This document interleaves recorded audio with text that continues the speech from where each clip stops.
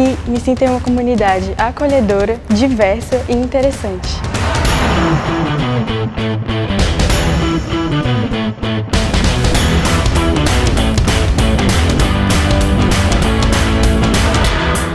Eu gosto muito de sentar com os meus amigos, a gente conversa e compartilha as experiências que a gente teve ao redor do mundo. O que para mim faz diferença é ter professores que são totalmente acessíveis e que me ajudam a encontrar o meu caminho. O diferencial do DP não é só o que acontece dentro da sala de aula, mas as inúmeras atividades extracurriculares que enriquecem o aprendizado.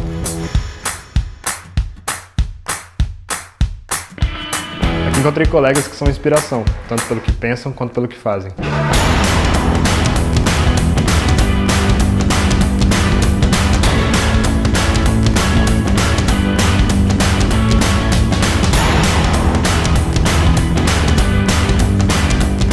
Por mais seja um ambiente acadêmico, nós realmente nos importamos com as pessoas e com as aplicações no mundo real.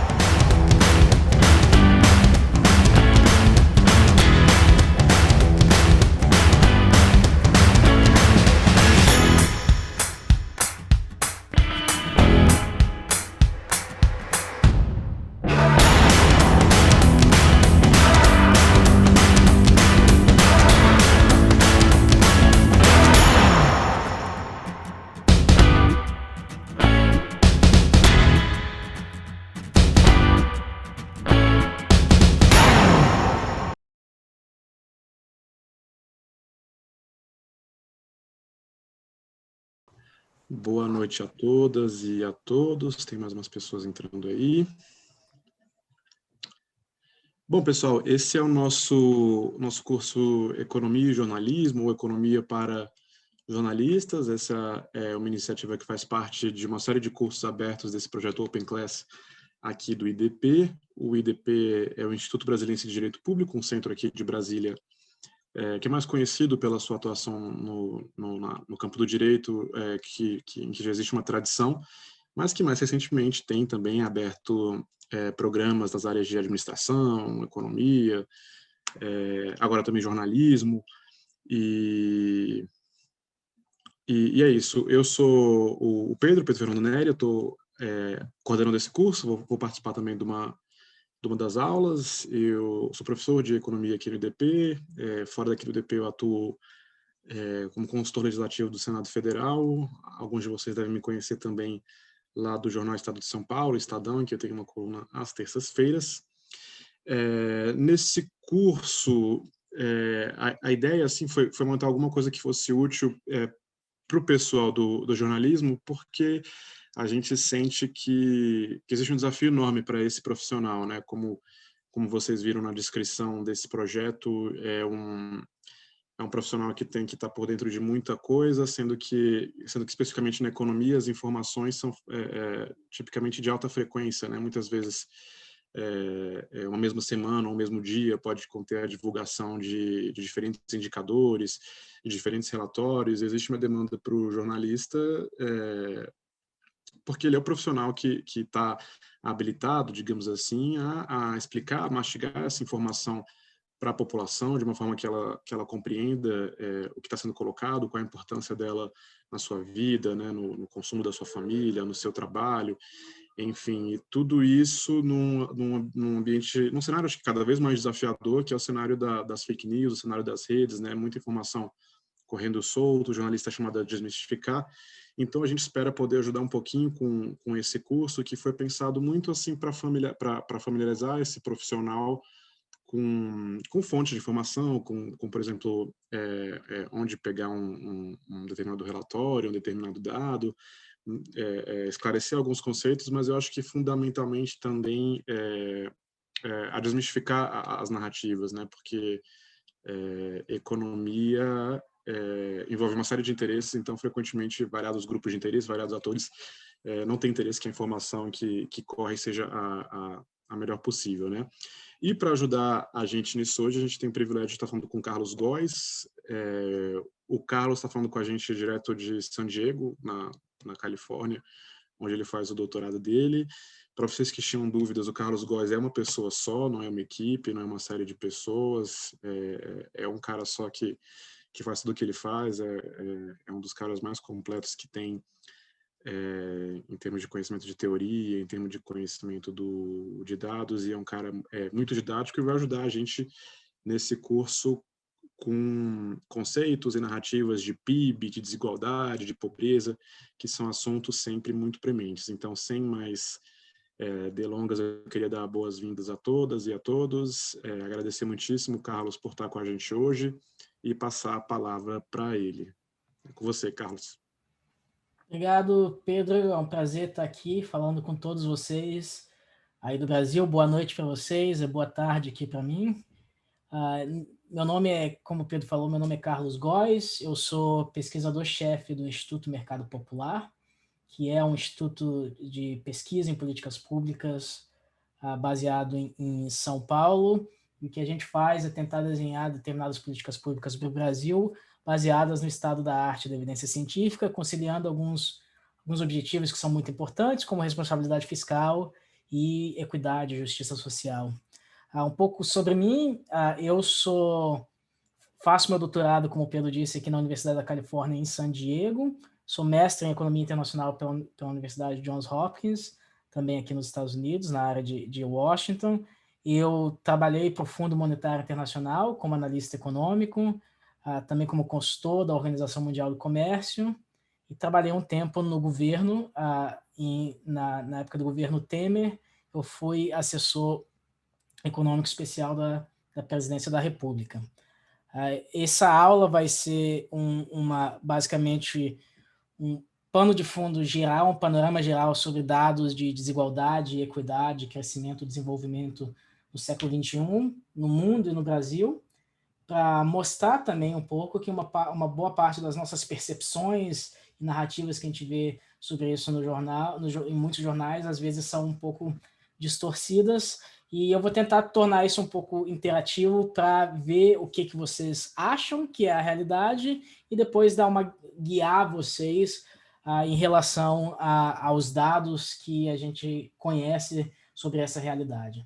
Então, como é a primeira aula do curso também, eu vou dar um panorama geral de alguns conceitos econômicos e a gente vai caminhar junto nisso. Então, se vocês tiverem alguma pergunta de esclarecimento sobre dados, vocês podem fazer na janela de chat aqui, que a nossa moderação vai me informar sobre isso. Se for uma pergunta mais conceitual, uma dúvida geral, a gente vai ter um momento para discutir isso no final, tá bom?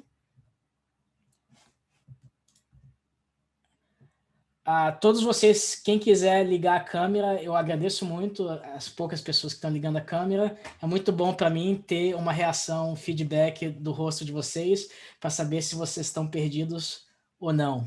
Se eu estiver falando muita bobagem, é bom saber olhar para vocês para saber se eu estou falando bobagem ou não. Então, o que a gente vai falar hoje? Então, a primeira parte vai ser uma coisa mais conceitual.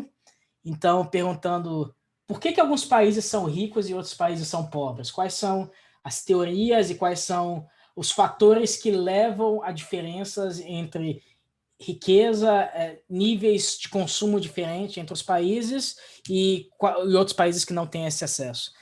A segunda pergunta importante é saber se a gente está condenado à pobreza e à desigualdade no mundo e no Brasil.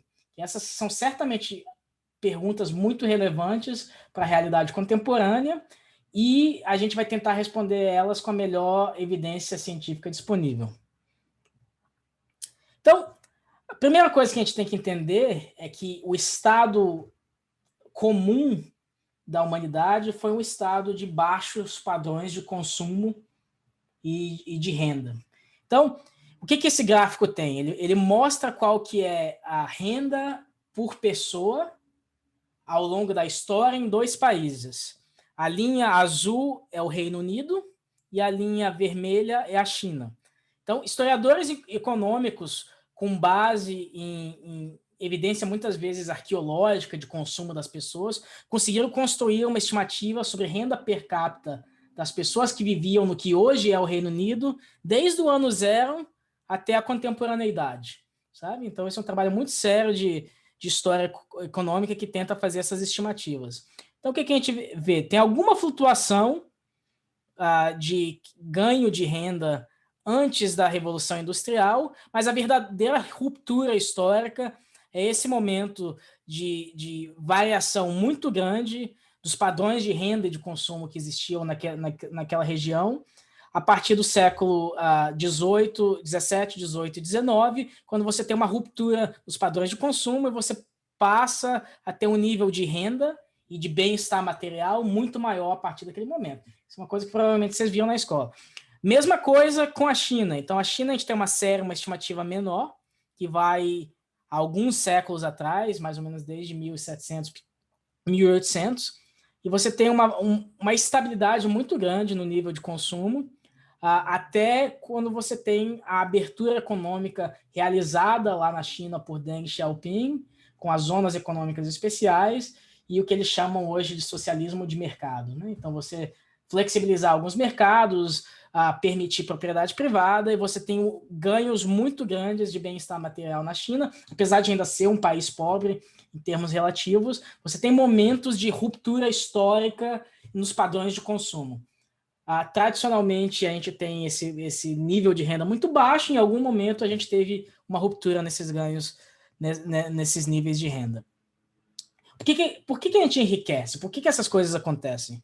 Então, para introduzir alguns conceitos básicos, então a gente pode pensar que se a gente poupa uma parte da nossa renda no presente para investir essa renda em consumo futuro, então como é que a gente investe essa renda? A gente pode comprar uma máquina com tecnologia melhor, você pode se matricular num curso e aumentar seu estoque de capital humano. Então, se você investe parte da sua renda atual na acumulação de capital físico e humano, você tende a ter um aumento da produtividade do trabalho.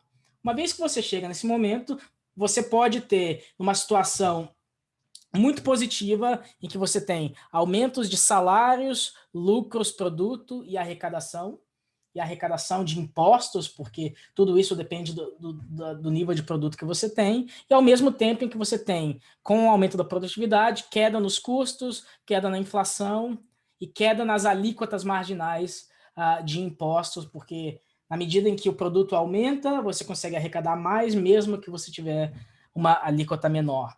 Então, você conseguiria chegar nessa situação positiva pelo meio do quê? Pelo meio do aumento da produtividade, que essa é a variável tão importante que economistas falam. E como é que a gente chega lá? Eu vou mostrar para vocês, tentar explicar intuitivamente o que economistas querem dizer quando eles falam de aumento da produtividade. Imagina que você é dono de uma pizzaria, tá? Então, você tem uma pizzaria, você produz pizzas que você pode entregar na casa dos seus clientes. Você contrata 2 motoboys, mas você só tem uma moto. E digamos que cada motoboy com uma moto consegue entregar uma pizza por hora. Então você vai contratar 2 motoboys para trabalhar 8 horas por dia.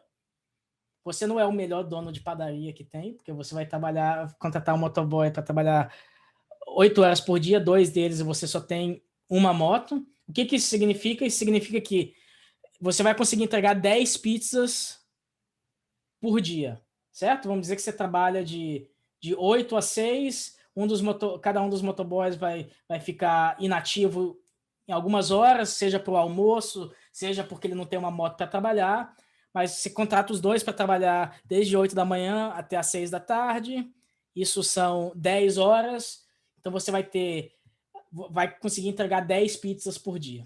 O que acontece se você adicionar uma outra unidade de capital aqui? Então, você tem 2 trabalhadores e você tem uma unidade de capital, que é a moto. Se você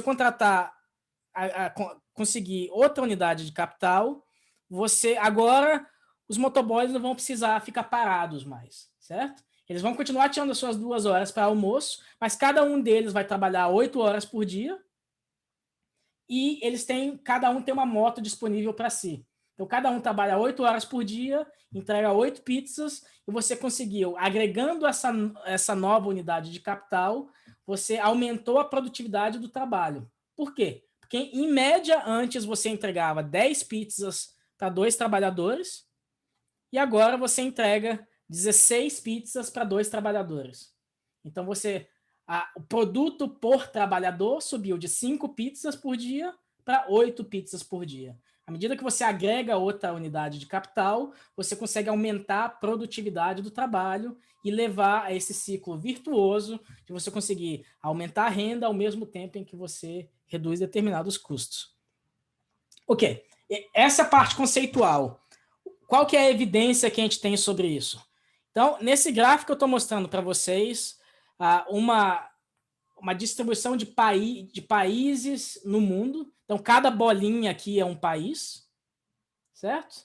Em um dos eixos eu tenho o estoque de capital por pessoa e no outro eixo eu tenho a renda por pessoa, per capita, certo? O que a gente observa? A gente observa que existe uma relação positiva forte entre o estoque de capital por trabalhador, por pessoa, e a renda por pessoa.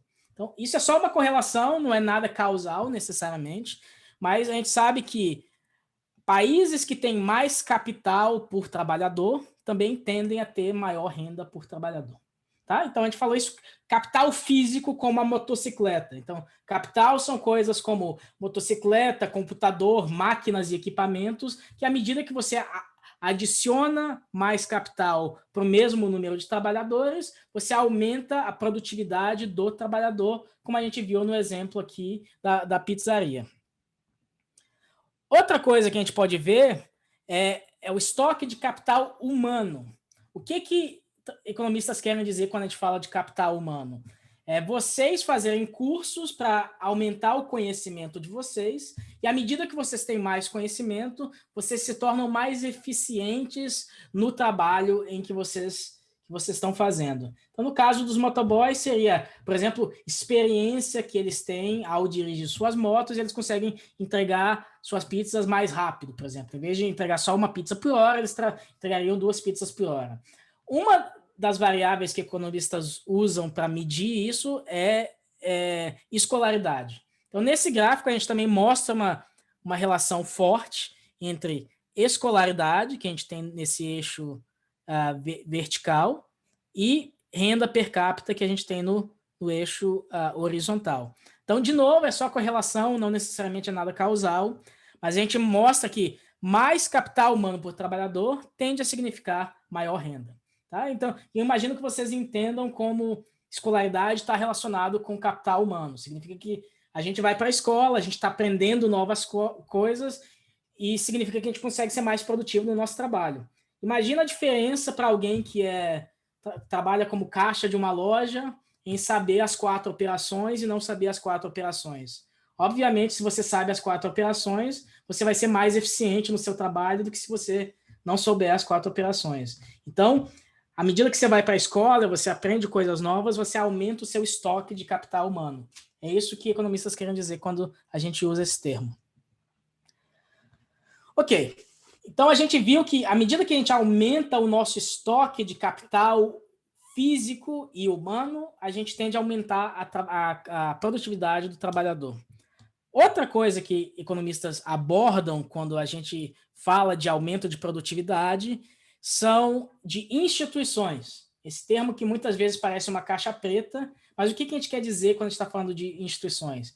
São as regras escritas e não escritas que ajudam a fazer convergir as expectativas e comportamentos das pessoas. Então, por exemplo, regras de propriedade privada. Essa é uma instituição, porque se você sabe que se você fizer um investimento, você vai poder ter retorno no seu investimento que é seu, que você é dono daquele investimento, você vai ter incentivo para fazer esse investimento no presente para ter determinado retorno no futuro.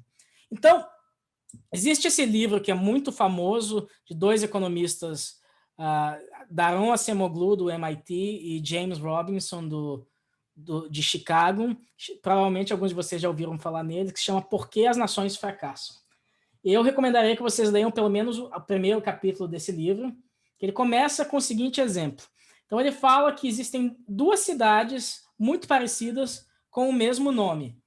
Essas 2 cidades se chamam Nogales. Uma Nogales é muito rica e a outra Nogales é muito pobre. As duas têm populações que falam espanhol, majoritariamente. As duas têm população que são majoritariamente católicas, têm mais ou menos o mesmo clima, porque elas são cidades que são vizinhas, e tem mais ou menos a mesma cultura, só que uma Nogales é muito rica, essa Nogales que é muito rica fica ao sul do Arizona, e outra Nogales é muito pobre, essa Nogales que é muito pobre fica ao norte do México. Todo o resto é muito parecido. O que muda entre essas duas Nogales? Esses dois economistas vão dizer que o que muda são as instituições que regem as expectativas dos agentes econômicos nessas duas cidades. Uma delas tem boas instituições inclusivas, que vão incentivar o acúmulo de capital e investimento, e a outra vai ter instituições extrativas, que não vai incentivar esse investimento e acúmulo de capital. Outro exemplo que a gente pode pensar nesse mesmo sentido é esse mapa mostra a Península Coreana de noite. Então, esses brilhos são luzes noturnas vistas do espaço. Então, a gente pode ver que esses dois países que falam a mesma língua, coreano, etnicamente são muito parecidos. Então, o background étnico ali é muito parecido. Culturalmente também eram muito parecidos antes da guerra da Coreia. O clima é mais ou menos o mesmo, mas a gente vê que as cidades ao sul da Península Coreana são muito grandes, você tem uma renda muito grande ali, e ao norte, na Península da Coreia, você não tem basicamente nenhum foco de luz, tirando ali na capital. Essa diferença é tão grande, essa divergência entre a Coreia do Norte e a Coreia do Sul, que hoje em dia os adolescentes coreanos têm alturas diferentes, e era o mesmo lá na década de 60. Então, essa influência de renda sobre as pessoas tem um impacto muito grande. Então, você teve uma divergência de instituições, todo o resto você pode pensar que é relativamente parecido. Uma delas virou uma economia de mercado, a outra virou um regime ainda stalinista ao estilo da Guerra Fria, e uma delas se desenvolveu muito, a outra não se desenvolveu muito. É óbvio que isso é uma simplificação, mas é uma ilustração dessa ideia de por que instituições importam. Ok? Então, eu falei para vocês o que a gente quer dizer por instituições, e normalmente nesse debate, e a gente vê muito isso na imprensa, normalmente se reduz esse debate a uma ideia binária, certo? Ou você é de direita, ou você é de esquerda, ou de centro, ou você é socialista, ou você é capitalista, e questões ideológicas diferentes. Com instituições, a gente não pode pensar numa variável binária.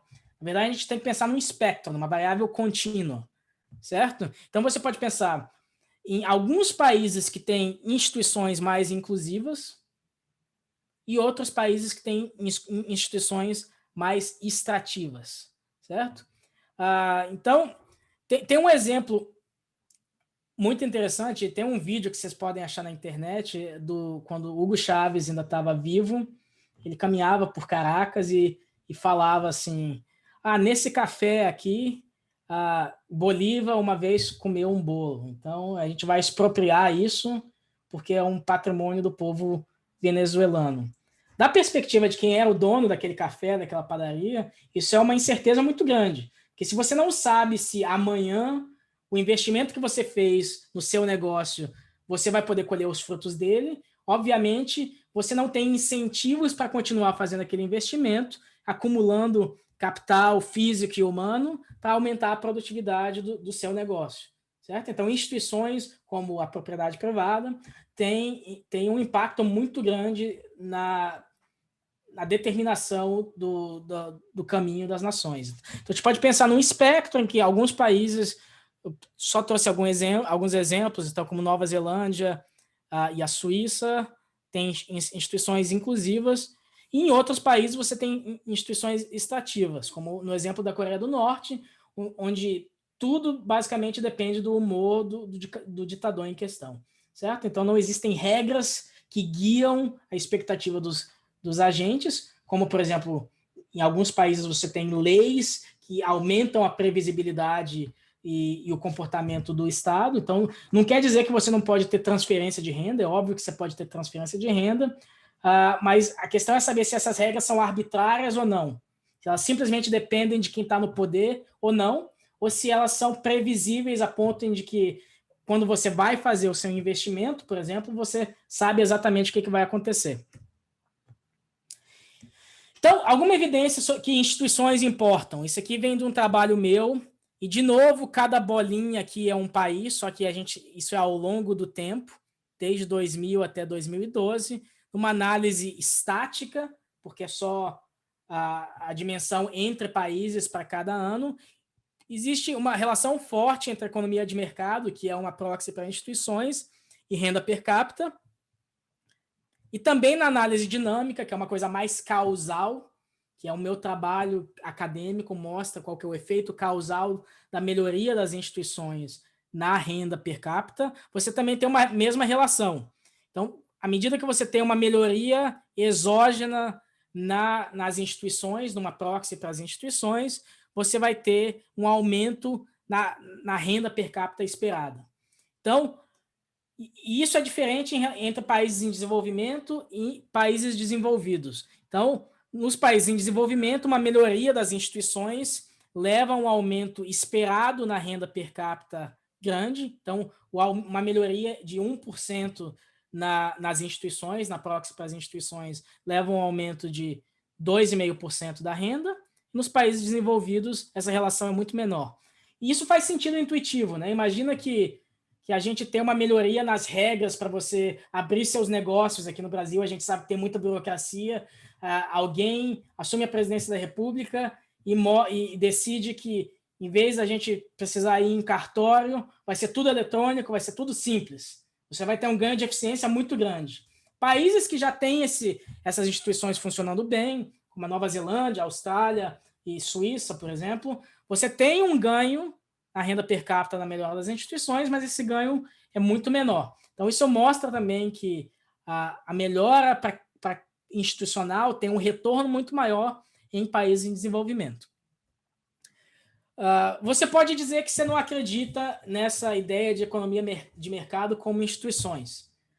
Isso é válido, mas eu vou mostrar para vocês que, se a gente pensar em instituições como outra medida, como uma medida de democracia, a gente vai chegar no mesmo resultado. Tá?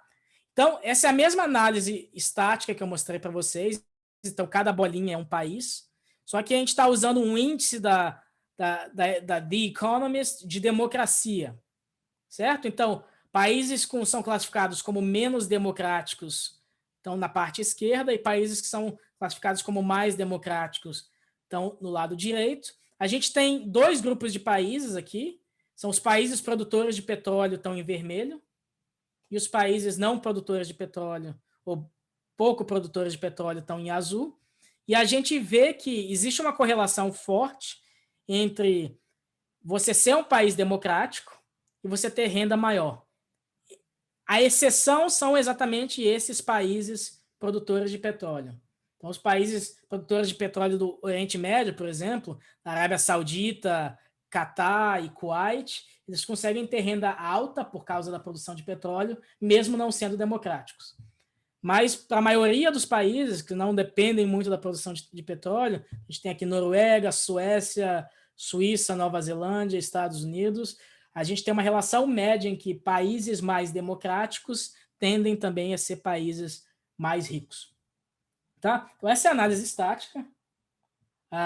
E a análise causal, tendo um trabalho desses autores que eu mencionei, Acemoglu, Robinson e outros coautores, que eles mostram o seguinte: eles estudam a onda de democratizações que ocorreu nos anos 60 e 70 e mostram o que acontecia com a renda dos países, então, depois da democratização.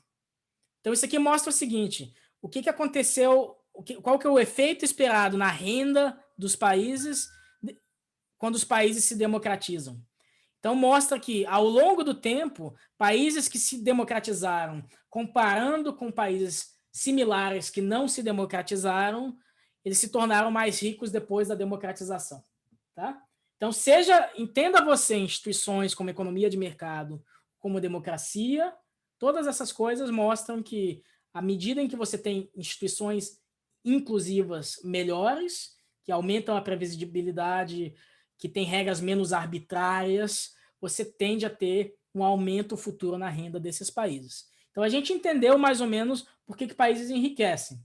Eles se enriquecem porque a gente tem acúmulo de capital físico e humano, e eles enriquecem porque eles têm mais instituições. Tá? Eu vou parar agora para perguntar se, para essa primeira parte, tem alguma pergunta. Acho que a gente tem tempo de... Se ficou alguma coisa que não ficou claro. Não? A gente pode seguir? Tá. O Zé Carlos está pedindo para eu exemplificar o que são instituições no exemplo da padaria. Tá? Então, vamos imaginar que você, Zé Carlos, é o dono da padaria. Você tem que decidir se amanhã você vai comprar... Deixa eu voltar aqui.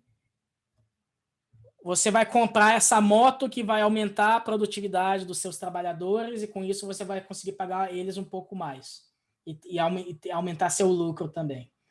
Agora, vamos dizer que você não sabe se amanhã, ou mês que vem, você ainda vai ser dono dessa padaria, porque você não tem o título de propriedade da sua pizzaria, certo? Isso acontece muito no Brasil, em comunidades mais pobres, em que você tem comércios, você tem um comércio vivo em comunidades mais pobres, mas muitas vezes o dono do bar, o dono da padaria, ele não tem o título de propriedade da padaria dele.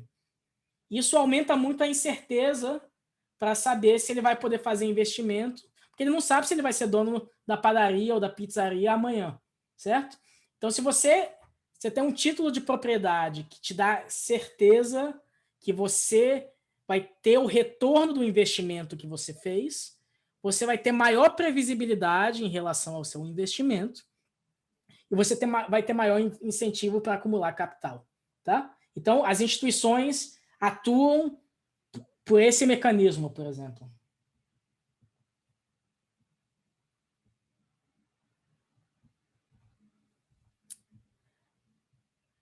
Tá. Eu acho que essa foi uma boa pergunta, tem outra surgindo aqui, mas eu vou deixar algumas delas para o final.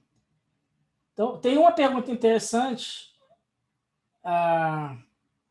que é se instituições têm mais a ver com segurança jurídica ou com os órgãos do Estado.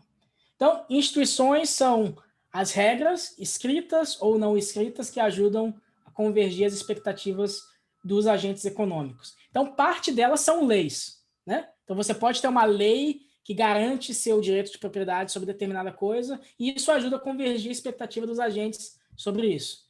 Outras coisas podem ser mais culturais, né? Então, você pode confiar mais ou menos nas pessoas, e isso pode gerar mais ou menos ineficiência. Então, por exemplo, uma das coisas que gera ineficiência no Brasil é, por exemplo, essa cultura cartorial. Então, uma das teses que sugerem por que a gente tem uma cultura cartorial é baixo capital social. Então, as pessoas não confiam uma nas outras, elas precisam de alguém para verificar que a assinatura daquela pessoa é daquela pessoa, porque você tem uma presunção que as pessoas podem te enganar e isso gera ineficiência econômica. Entendeu? Então, pode ser regras tanto escritas quanto não escritas. Tá, eu vou seguir, a gente vai guardar alguma dessas questões pro futuro, tá? Mais pro final. Mas boas perguntas, elas não estão perdidas, a gente vai resgatar elas, porque a gente vai ter uma meia hora para conversar lá no final. Então, a segunda parte aqui que eu tenho é sobre desenvolvimento e desigualdade no mundo. Então, agora eu queria fazer uma coisa mais interativa. Vocês vão usar as reações que estão aqui, eu vou fazer algumas perguntas, vocês vão usar as reações para responder elas. Todo mundo sabe como é que usa essas reações? Aqui embaixo no menu, onde tem a carinha feliz, você clica e você pode escolher uma reação ou outra.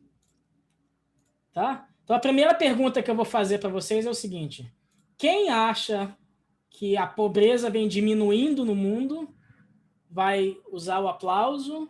Quem acha que a pobreza vem subindo no mundo vai usar o joinha, tá? Então, quem acha que a pobreza tem caindo vai usar aplauso. Quem acha que a pobreza tem subido vai usar o joinha no mundo.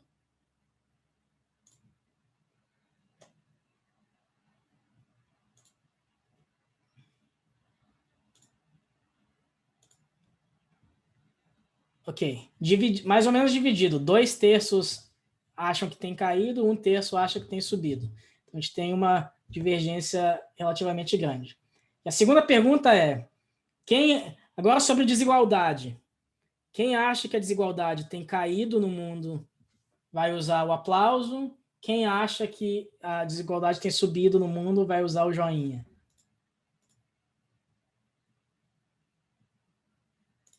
Joinha. Ok, quase 90% acha que tem subido, tá? Então, a gente tem 2/3 das pessoas que acham que a pobreza tem caído no mundo e uns 90% acham que a desigualdade tem subido no mundo. Tá? Agora a gente vai ver com os dados o que realmente aconteceu. Tá bom, então a gente viu até agora o que leva alguns países a enriquecerem e outros a não enriquecerem. E a gente vai ver quais são as tendências nos últimos séculos. Eu perguntei para vocês se o mundo está melhorando para os mais pobres ou não, e se a desigualdade de renda tem caído ou subido no mundo. Tá? Então, o primeiro dado que eu vou trazer para vocês é sobre pobreza absoluta no mundo.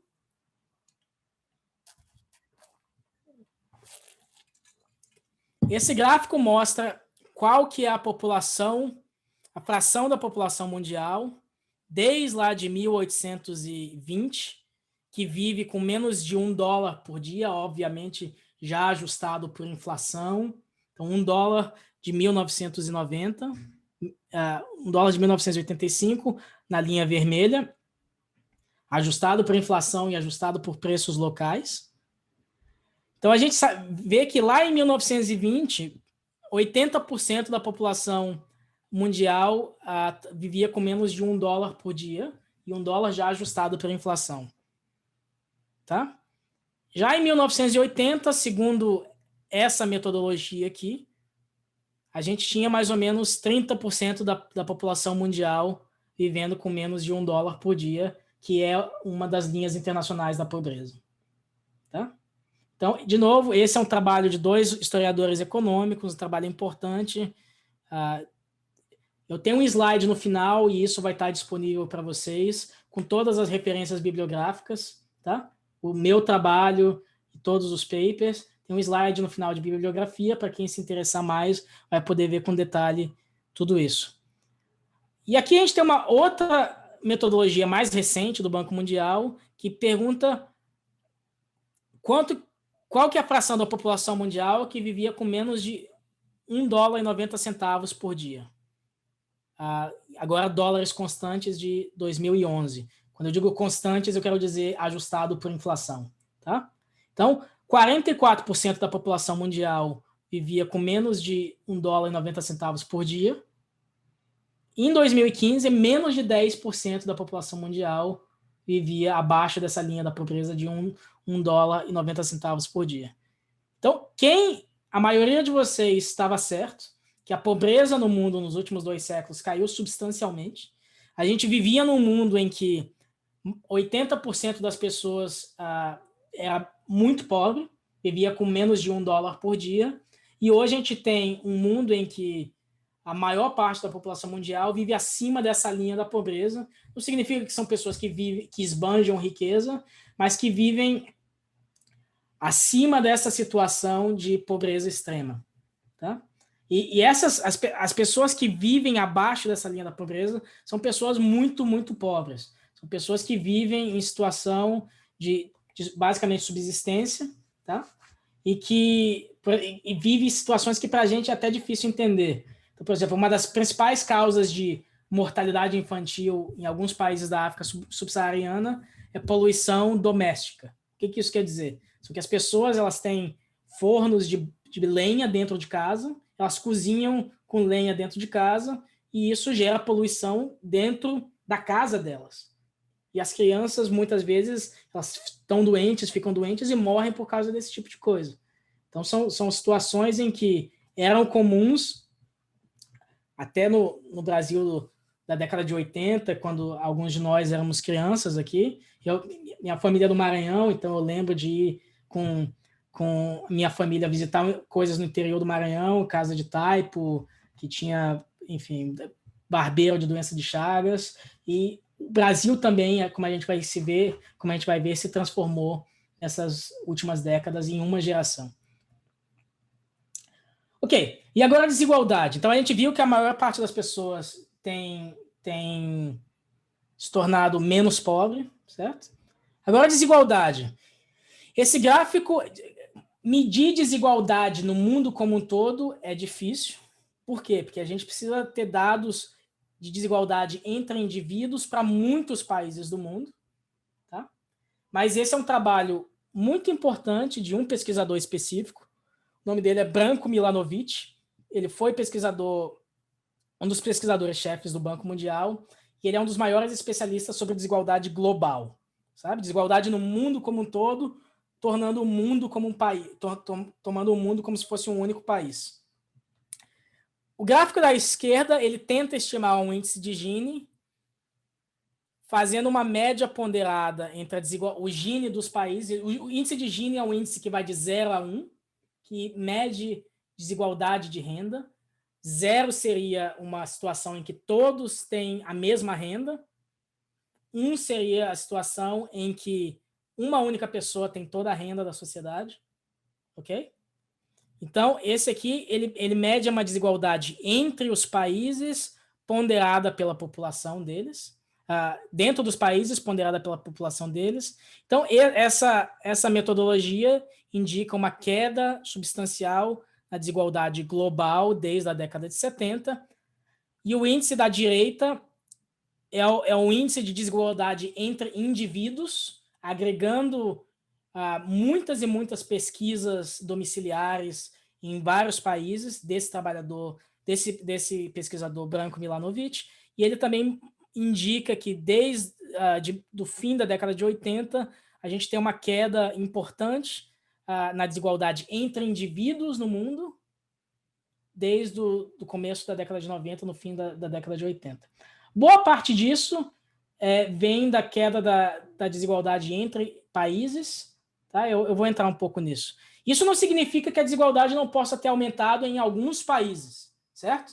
É possível que em alguns países a desigualdade tenha subido, mas a desigualdade, você tomando o mundo como um todo, porque a renda dos mais pobres tem aumentado muito mais do que a renda dos mais ricos.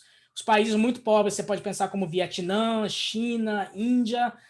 O crescimento da economia desses países tem sido muito mais alto nos últimos 2, 3 décadas do que o crescimento nos países mais ricos. Por causa disso, você tem uma grande convergência nas rendas médias entre os países.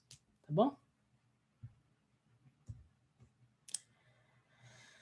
O que isso quer dizer? Então, esse gráfico ele tenta fazer uma desigualdade, uma decomposição entre a desigualdade no mundo, entre uma desigualdade que a gente está chamando de desigualdade de classe, que é uma desigualdade dentro dos países, e uma desigualdade de localização, que é uma desigualdade entre os países. Então, lá no século XIX, quando a gente tem os primeiros movimentos trabalhistas, quando você tem Marx escrevendo o seu trabalho, a lógica marxiana talvez fizesse sentido. Por quê? Porque a maior parte da desigualdade no mundo, que era grande, era uma desigualdade de classe, certo? Então, se você era um artesão ou um trabalhador manual na Inglaterra, você estava mais próximo de um trabalhador manual da Índia do que de um capitalista britânico. Hoje em dia, a gente tem uma situação que é reversa, em que 3/4 da desigualdade global se explica por desigualdade entre os países. Okay? Então, hoje em dia, importa mais se você é suíço ou se você é queniano do que se você é um trabalhador de classe média ou um capitalista ou um dono de negócio naquele país. Certo? A maior parte da desigualdade global hoje em dia, se explica por desigualdade de renda entre os países e não dentro dos países. Tá? Então, hoje a gente pode dizer que por causa disso, a gente vive em um mundo talvez pós-marxiano. Importa mais você ser suíço ou indiano do que você ser proletário ou capitalista. Uma coisa muito interessante. Por que a gente tem falado tanto de desigualdade hoje em dia? Vocês provavelmente ouviram falar nesse livro muito importante, muito bom, muito interessante, do Thomas Piketty, que é um economista francês, O Capital no Século XXI, que ele se foca num fenômeno que existe, que é o aumento na desigualdade de renda nos países mais ricos. Ok? Então, nos países mais ricos, como Estados Unidos, Suécia, Reino Unido, França, você tem um aumento na desigualdade de renda da década de 80 para cá. Quando você tinha presidentes como Ronald Reagan nos Estados Unidos, Margaret Thatcher, a primeira-ministra da Inglaterra, teve algumas reformas que possivelmente aumentaram a desigualdade doméstica nesses países. Então, o que a gente viu que está acontecendo? A desigualdade no mundo como um todo tem caído, mas a desigualdade nos países mais ricos tem aumentado. Isso explica um pouco de por que esse foco tão grande que existe na questão da desigualdade de 2009 para cá. O que o Piketty dizia? Ele dizia que se o R, que é o retorno ao investimento dos capitalistas, fosse maior que o aumento do crescimento da economia como um todo, que ele chamava de G, que você pode pensar isso como o aumento dos salários dos trabalhadores, isso leva a um aumento na desigualdade. Por quê? Porque se você tem um aumento ao retorno ao capital maior, retorno dos capitalistas, quanto que eles ganham como retorno ao investimento deles, maior do que o crescimento dos salários, aos poucos os capitalistas iam dominar cada vez uma fração maior da renda nacional. Ele dizia que isso era uma tendência natural nas economias de mercado. Eu tenho um trabalho que tomava essa hipótese como dada, tomava os dados do Piketty como dada e testava empiricamente essa hipótese. Esse gráfico é bem poluído, mas ele é desse meu trabalho especificamente, que testa essa hipótese. E o que ele está... Cada ponto aqui é um país e o ano, e ele mostra o quê? Se o Piketty, essa hipótese fosse correta, nesse período de 1981 a 2012, são dados de 19 países ricos, a gente esperaria uma relação positiva entre essa variável, que é a diferença entre o retorno para os capitalistas e o crescimento dos salários dos trabalhadores, e a participação dos capitalistas na renda nacional, ou a participação do 1% mais rico na renda nacional. Nesse período analisado, é simplesmente um teste empírico, eu não encontrei nenhuma evidência para essa hipótese dele. E isso faz sentido por quê? Porque uma coisa que se enfatiza pouco é que, no contexto dos países mais ricos, o aumento da desigualdade que a gente observou de 1980 para cá é principalmente o aumento na desigualdade da renda do trabalho e não necessariamente da renda do capital. O que isso quer dizer?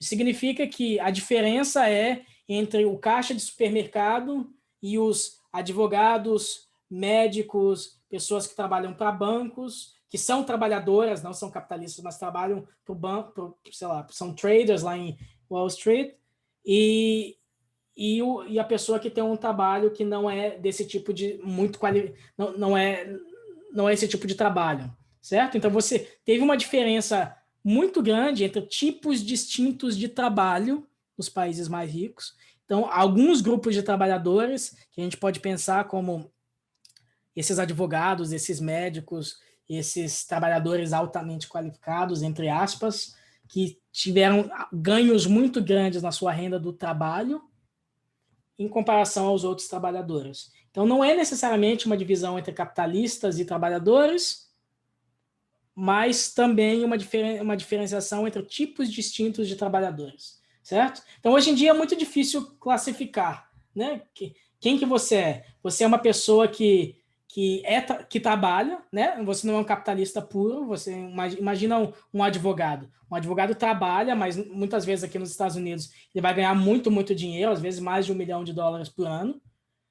E ele é um trabalhador, mas ele vai ter uma renda do trabalho que é muito divergente e ele é uma pessoa que é culturalmente, em termos de círculo social, muito diferente de outros tipos de trabalhador. Então, essas categorias muito estritas entre capitalistas e trabalhadores talvez não seja a melhor unidade de análise que a gente tem. Ok, para a gente terminar essa parte de desigualdade global, então existem algumas explicações sobre o aumento da desigualdade nos países ricos, para vocês contextualizarem essas discussões. Então, um pouco do consenso da literatura científica é o seguinte: existem alguns fenômenos, entre aspas, ruins. Então, por exemplo, você tem um aumento excessivo nessa diferença entre os salários de pessoas com ensino superior e ensino médio nos países ricos, certo? Então, esses trabalhadores, como advogados, médicos, que passam a ganhar salários muito mais altos e tem um prêmio para a educação superior muito maior do que existia anteriormente. Parte disso se explica pela perda do poder de barganha dos sindicatos, certo? Então, esses sindicatos, se você tem mercados que não são competitivos, os sindicatos eles conseguem reivindicar salários mais altos para os seus filiados. Então, se você tem uma perda de poder de barganha, você tem uma redução no salário relativo das pessoas que, em especial essas pessoas que não têm ensino superior. E você tem um terceiro elemento que é muito caro a gente que está no Brasil, que se você tem uma desigualdade muito grande, você aumenta a probabilidade de que pessoas que são muito ricas consigam influenciar as instituições, né, influenciar as leis, para tornar essas regulações mais favoráveis para si, certo? Então, se a gente pensar isso no contexto brasileiro, de grandes empresas muito envolvidas com determinados políticos, conseguindo benefícios especiais do BNDES, isso é bem claro para a gente, né? Muito familiar para a gente que é brasileiro. E existem alguns fenômenos que são, entre aspas, bons, que também contribuem para a desigualdade. Então, um dos pontos é o seguinte: o aumento da participação feminina na força de trabalho contribuiu com a desigualdade de renda nos Estados Unidos. Você pode pensar, como é que isso pode acontecer? Bom, na verdade é o seguinte: em geral, as pessoas tendem a se casar com pessoas que são do seu mesmo círculo social. Então, você imagina que alguém que vai para Harvard, que vai para o mercado de trabalho depois ganhar muito dinheiro, em geral tende a se casar com pessoas que também foram para o ensino superior e provavelmente numa escola como Harvard. Quando você tem duas pessoas naquele domicílio trabalhando, você magnifica esse efeito de desigualdade. Isso quer dizer que o aumento da participação feminina na força de trabalho é ruim? É claro que não. Mas isso influencia também as dinâmicas de mercado de trabalho que a gente observa nos Estados Unidos.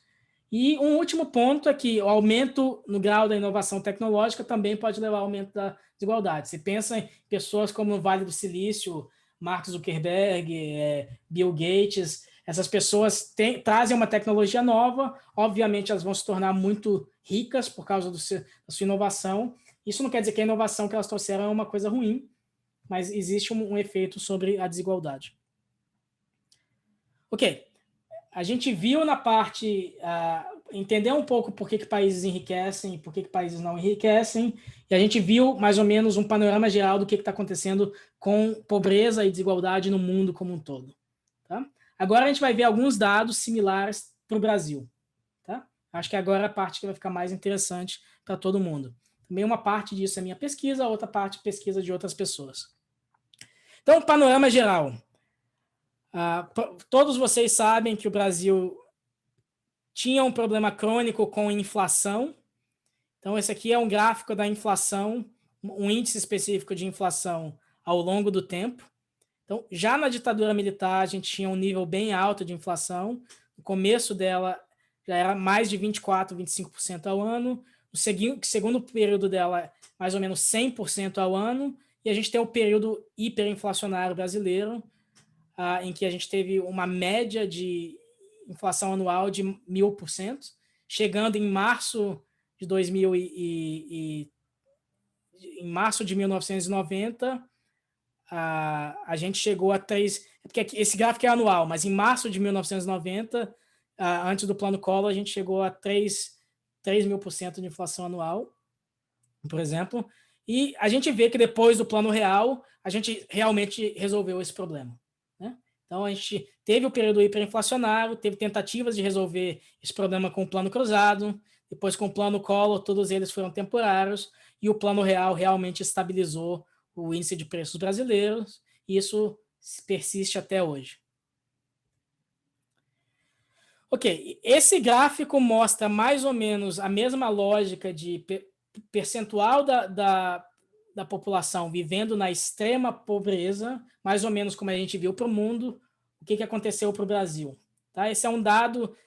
Eu paro todas as minhas análises aqui antes da crise de 2014, porque eu estou pensando mais em tendências de longo prazo e não em tendências circunstanciais, mas nas perguntas a gente pode depois conversar sobre a crise de 2014.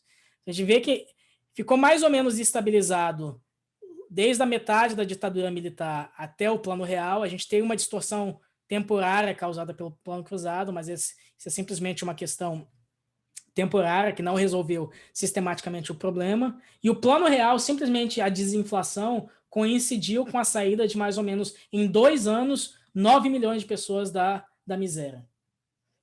Então, realmente foi uma coisa que contribuiu muito para a solução da questão da miséria no Brasil. Então, inflação realmente vai naquele sentido intuitivo que a gente tem, a gente é vacinado contra a inflação porque cresceu no Brasil. A inflação realmente é ruim para os mais pobres. E, obviamente, depois, a partir de 2002, a gente tem o ciclo de crescimento e de transferência condicional de renda com Bolsa Família, que mais ou menos 20 milhões de pessoas saíram da miséria em 10 anos. Certo? Então, a gente tem, na combinação desses 2 episódios, quase 30 milhões de pessoas saindo da miséria. A diferença é que esse ciclo de crescimento demorou mais ou menos 10 anos, e esse que metade do número de pessoas saiu da miséria, demorou 2 anos. Ok, isso é miséria. O que isso quer dizer para desenvolvimento? Existe um índice calculado pelas Nações Unidas que se chama de Índice de Desenvolvimento Humano. Você pode pensar nesse índice como uma média entre 3 elementos: renda, educação e expectativa de vida. Tá? Então, índice de desenvolvimento humano é uma média ponderada entre essas 3 coisas: renda, educação e expectativa de vida. O Programa das Nações Unidas para o Desenvolvimento aqui do Brasil, toda vez que sai o censo, ele calcula o índice de desenvolvimento humano dos municípios. Esse gráfico mostra a distribuição desse índice de desenvolvimento humano para os municípios para 3 anos: 1991, 2000 e 2010.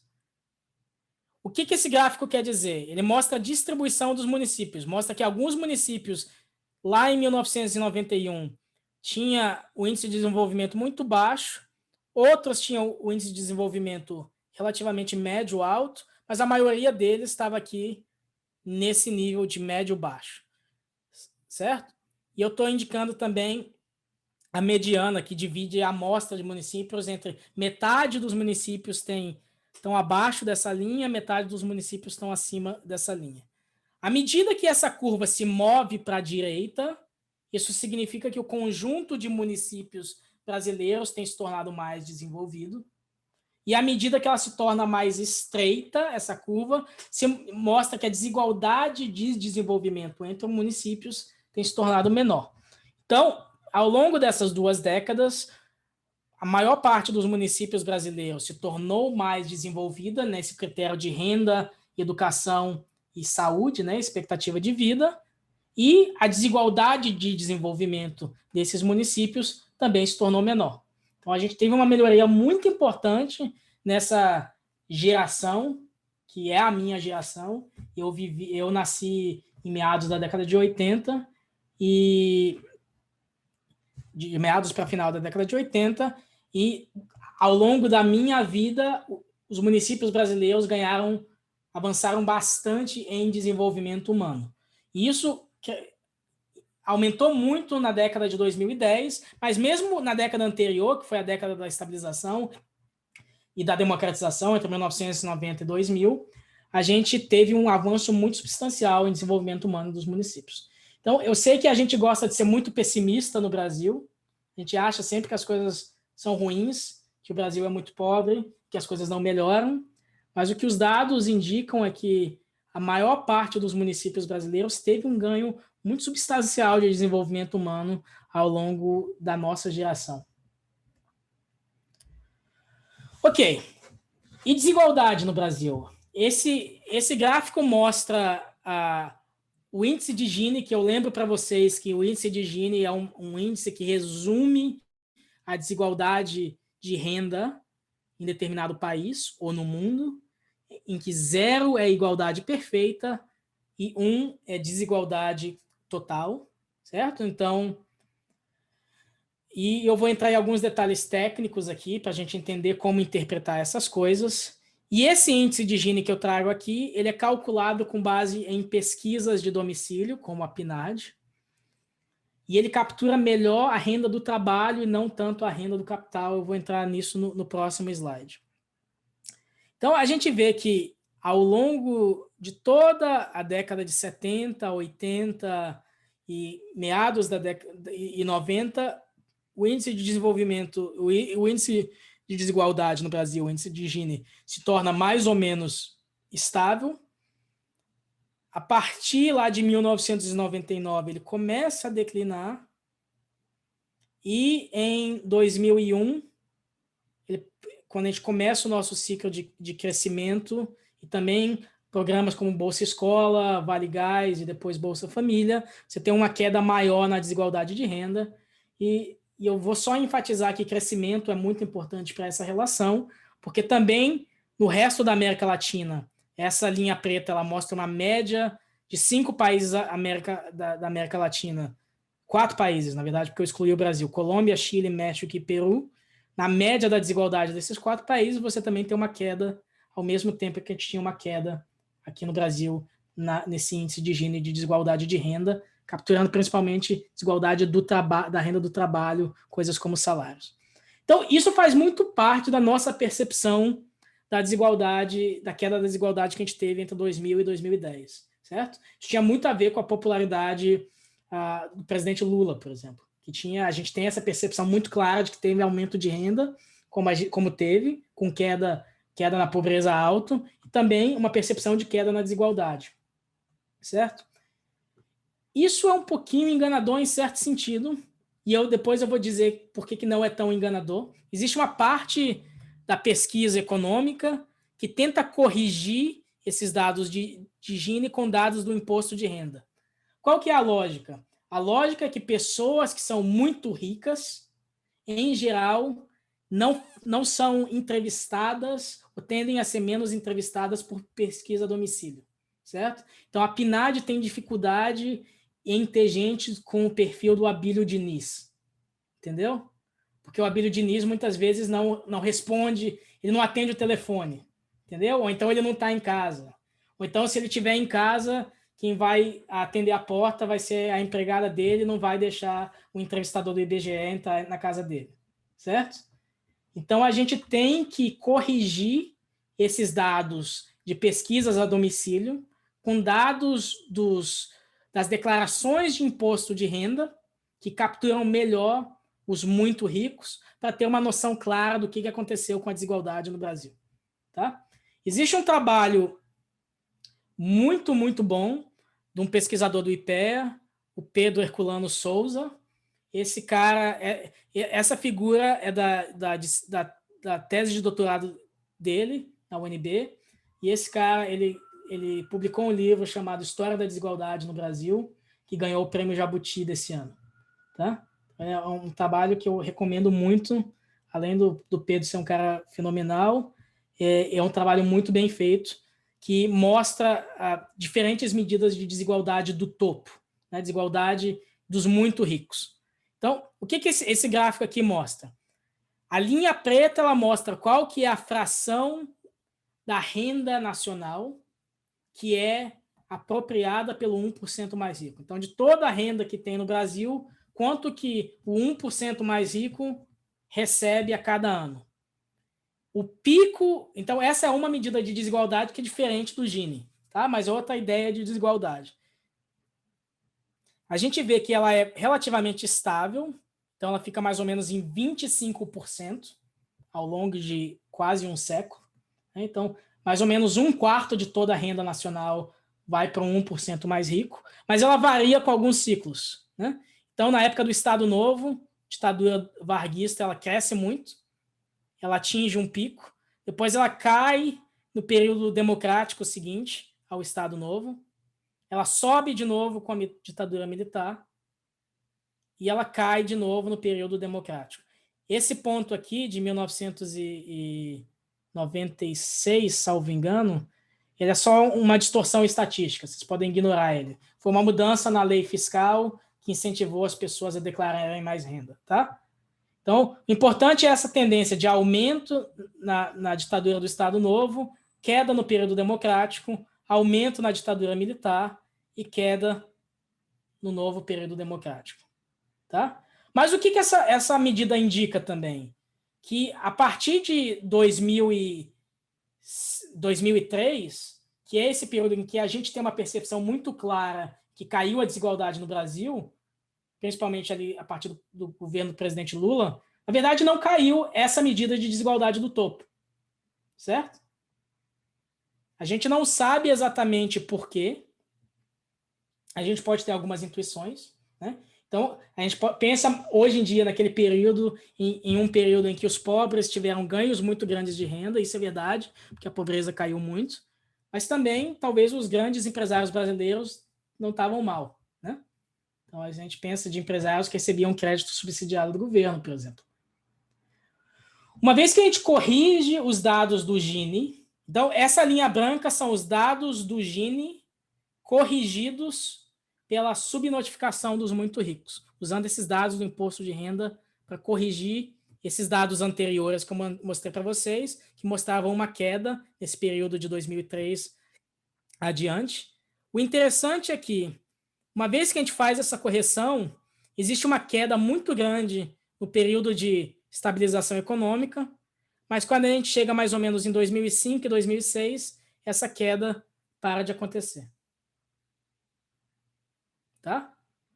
Então, a desigualdade como um todo no Brasil, ela caiu muito durante o período de estabilização econômica, também caiu bastante no começo desse período de crescimento, de 2001 a 2005, mas a partir de 2005 ela se estabilizou.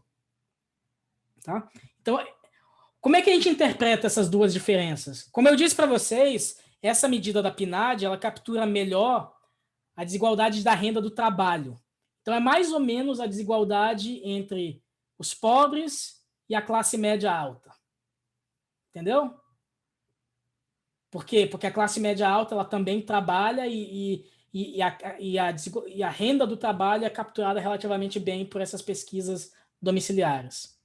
Essa desigualdade corrigida pelos dados fiscais dos muito ricos, ela incorpora também a desigualdade de renda do capital. Então, os muito ricos, tipo Abílio Diniz, certo? Então, a gente conseguiu reduzir a desigualdade entre os pobres e a classe média alta, entendeu? Funcionalismo público, pessoas que são relativamente ricas no Brasil, mas não são muito ricas. Mas, quando a gente incorpora o 1% mais rico, a desigualdade caiu, mas não tanto. Entendeu? Eu vou tentar convencer vocês que, embora isso seja verdade, o que o trabalho do Pedro mostra, num sentido muito real, a desigualdade caiu naquele período de 2004 a 2014. Ok, tem muita coisa aqui, mas eu vou tentar mostrar para vocês que existiu uma queda na desigualdade de padrões de consumo. O que esses gráficos mostram? Se foca em só um desses quadrinhos, tá? Então, o eixo X, ele mostra qual que é percentuais das pessoas na distribuição de renda nacional. Então, quem está mais para a esquerda, Esse primeiro quadrinho é o 10% mais pobre, esse último quadrinho é o 10% mais rico. Então, quanto mais à esquerda, mais pobre as pessoas são, mais à direita, mais rico elas são. E a gente tem duas linhas, mostrando qual que era, nesse primeiro quadro, o percentual do 5% mais pobre, ou do 5% seguinte, que tinha celular, e o percentual dos 5% mais rico que tinha celular lá em 2004.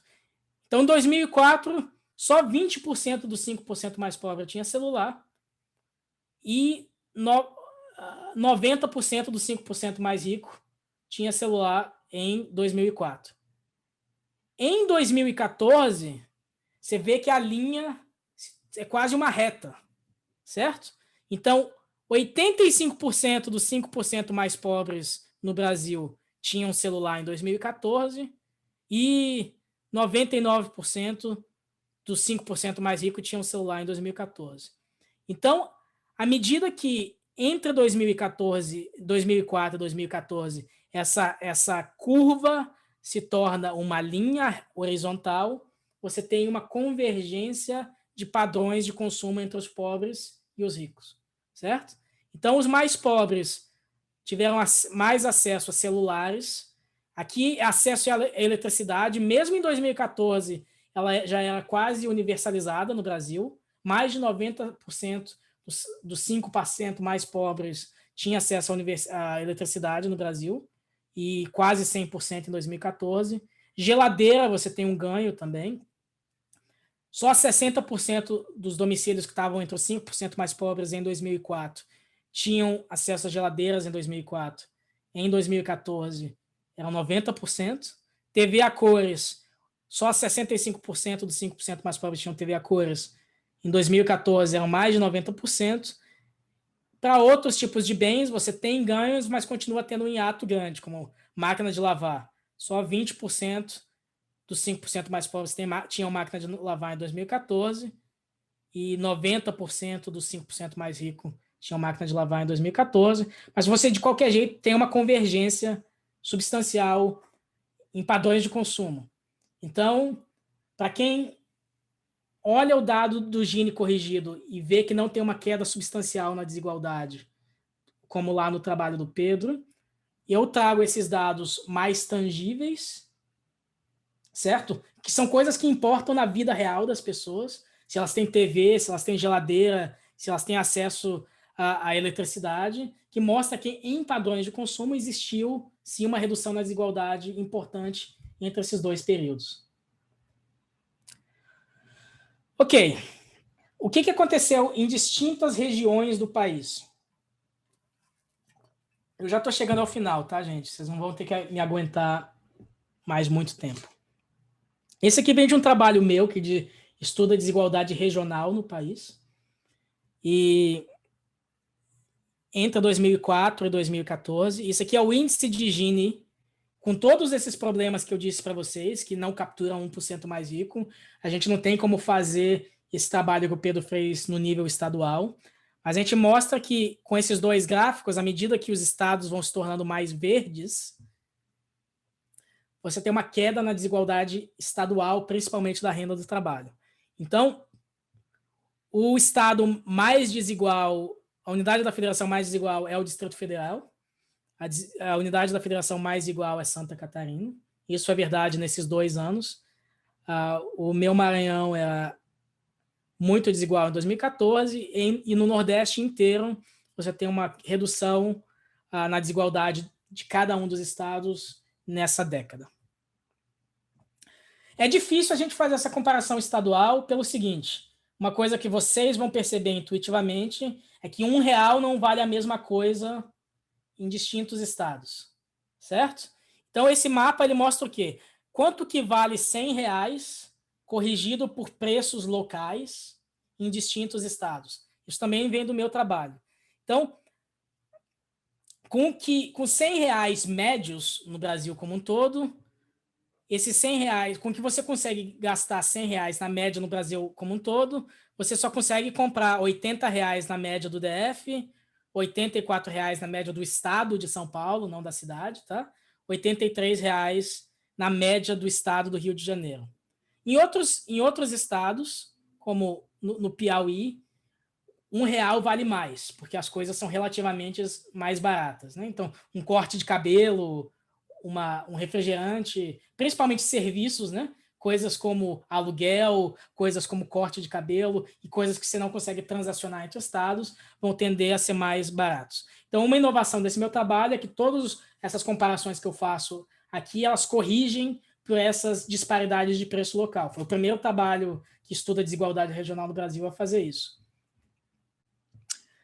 E a desigualdade regional no Brasil não é o que a gente pensa. A gente ouve falar, o que a gente acha que é a desigualdade regional no Brasil?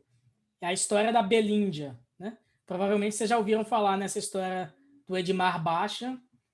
Então, ele tem um conto chamado que fala do reino da Belíndia, que o Brasil é como você tem um reino em que você tem uma parte dela tão pobre como a Índia e uma parte dela tão rico como a Bélgica. Certo? Então, a história da Belíndia é um pouco desse conto. Mas eu mostro nesse trabalho que a Belíndia não é exatamente o que a gente pensa. A história da Belíndia é mais ou menos, vem da cabeça de sudestino, né, que acha que o Sudeste é sempre muito rico e o Nordeste é sempre muito pobre. Em média, isso está certo, mas quando a gente desagrega os dados, eu vou mostrar para vocês que é mais complicado do que isso. Tá? O que esse gráfico mostra? Cada bolinha aqui é um estado diferente do Brasil. Tá? Esse aqui mostra onde que os 5% mais pobres de cada estado caem na distribuição de renda nacional. Onde que os 5% mais ricos de cada estado caem na distribuição de renda nacional. E onde quem que está na mediana ou no meio da distribuição de renda do estado cai na distribuição de renda nacional. Então, aqui a gente vê que se você estiver nos 5% mais pobres do seu estado, você muito provavelmente vai estar nos 5% mais pobres do Brasil, tá? Já corrigido por diferenças de preço local. A única exceção é Santa Catarina, que é o estado menos desigual do país. Se você está entre os 5% mais ricos do seu estado, muito provavelmente você vai estar nos 5% mais ricos do Brasil. Tá? Agora, se você estiver no meio da distribuição do seu estado, se você estiver na classe média da distribuição de renda do seu estado, você pode estar nos 30% mais pobres do país, se você estiver no Pará, ou nos 30% mais ricos do país, se você estiver em Santa Catarina. Então, a história da Belíndia, ela engana um pouco. O Brasil talvez seja uma Belíndia, um pouco Bélgica e um pouco Índia, mas a gente tem um pouquinho de Bélgica em todas as partes do Brasil, um pouquinho de Índia em todas as partes do Brasil, e você tem um espectro de países entre Bélgica e Índia no meio da distribuição de renda dos estados. Isso faz muito sentido intuitivo para mim. Você pensa que se é uma pessoa que mora numa comunidade muito pobre, uma favela, não importa muito se você está em Porto Alegre ou se você está em Fortaleza. Ao mesmo tempo, a gente tem aquela elite no Brasil que não importa se você mora em Manaus ou se você mora em Brasília, essa elite vai comprar champanhe no Réveillon, ela vai passar férias em Miami, vai passar férias na Europa. Mas se você está na classe média estadual, lembrando que essa classe média, quem está no meio da distribuição, não é necessariamente quem você pensa que é classe média, você pode estar nos 30% mais pobres do país ou nos 30% mais ricos. Ok? Esse gráfico mostra a mesma coisa, só que para cada ponto da distribuição de renda nacional, mostra que tem uma convergência entre os mais pobres, tirando Santa Catarina.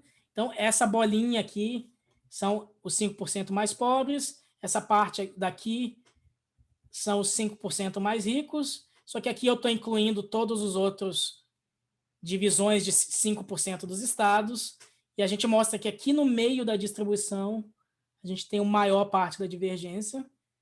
E esse gráfico é interessante o seguinte, essa linha que se descola do resto é o Distrito Federal. O IDP, eu não sei quantos de vocês aí estão em Brasília, eu cresci em Brasília, estudei na UNB.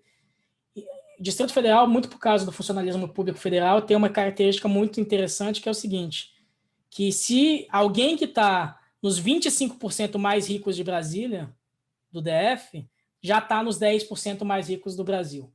Então, muitas vezes, eu estudava na UNB, eu ouvia uns comentários absurdos, o pessoal dizendo, não, o diplomata ganha 10 mil reais por mês, isso não é muito, ganha pouco.